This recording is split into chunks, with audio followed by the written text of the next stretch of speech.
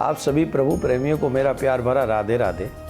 इस वीडियो में हम एकादशी की बात करेंगे, एकादशी का महात्म समझेंगे और इस एकादशी का व्रत करने से, जिसका नाम है पुत्रदा एकादशी, उसका क्या लाभ है। सबसे पहली बात, जिनके संतान नहीं है उन्हें पुत्रदा एकादशी का व्रत पूर्ण विधान से और निष्ठापूर्वक करना चाहिए। धर्मराज के पूछने पर भगवान श्री कृष्ण यही कहते हैं, हे राजन, इस एकादशी व्रत का बड़ा महात्म है, जो कि इस बार एकादशी 31 तारीख को पड़ेगी। मैं आपको बता दूं 31 दिसंबर को, पारायण 1 जनवरी को होगा। कितना सुंदर है, बीती हुई साल में हम व्रत करेंगे और अंग्रेजी कैलेंडर के हिसाब से नव वर्ष में हम इस एकादशी का पारायण करेंगे। इससे अच्छा और क्या हो सकता है हम सभी वैष्णवों के लिए। तो भगवान श्री कृष्ण कहते हैं इस एकादशी का नाम पुत्रदा एकादशी है। हे राजन, पुत्रदा एकादशी व्रत करने वाले मनुष्यों को कभी कोई कष्ट नहीं होता। एक समय की बात है, भद्रावती नामक एक नगरी में सुकेतुमान नाम के एक राजा रहा करते थे। उनकी स्त्री का नाम था सेव्या। सुकेतुमान राजा जो थे बड़े धार्मिक थे, प्रजा को पुत्रवत पालन करते थे, पर प्रजा ही पुत्र थी क्योंकि उनके कोई पुत्र नहीं था और पुत्र न होने के कारण वो दुखी होते थे। उनके पितृ जब वो तर्पण किया करते थे तो पितृ भी अश्रु बहाते हुए उस तर्पण को, श्राद्ध को स्वीकार करते थे। सोचते थे कि इसके बाद हमारा श्राद्ध और तर्पण कौन करेगा।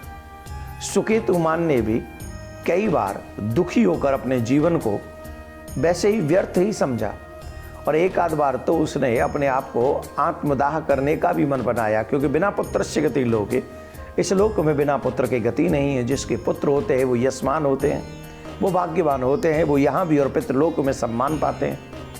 मेरे कोई पुत्र नहीं है, ये सोचकर राजा को कई बार लगा कि मैं आत्महत्या कर लूँ, लेकिन शास्त्रों में आत्मदाह सबसे बड़ा अपराध है, पाप है, ये सोचकर वो रुक जाता था। उदास राजा एक बार बियाबान जंगल में गया। वहाँ एक सरोवर में वो पहुँचा, सरोवर के तट पे, तो वहाँ पर उसे विश्वदेव ऋषिगण मिले। संयोग से उस दिन पुत्रदा एकादशी थी। राजा ने उनको प्रणाम किया। विश्वदेव ऋषि मुनियों ने कहा कि तुम चिंता मत करो, तुम पुत्रदा एकादशी का व्रत करो, तुम्हारे घर में पुत्र होगा, ये हमारा आशीर्वाद है। मुनियों की आज्ञा मानकर राजा ने आके व्रत किया और व्रत करने के बाद में सुंदर, सुयोग्य, पौरुष्य युक्त, यशवान, बलवान, धर्मवान एक पुत्र को जन्म दिया।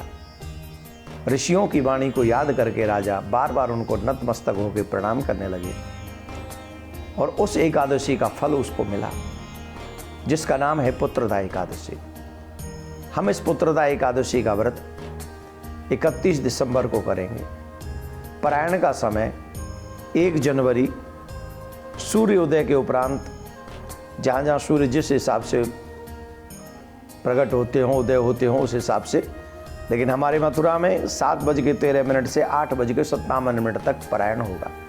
आप सभी एकादशी का व्रत मन क्रम वचन से करें। इस एकादशी का व्रत करने से पौष मास की शुक्ल पक्ष की पुत्रदा एकादशी बहुत महत्वपूर्ण है, लाभदायक है।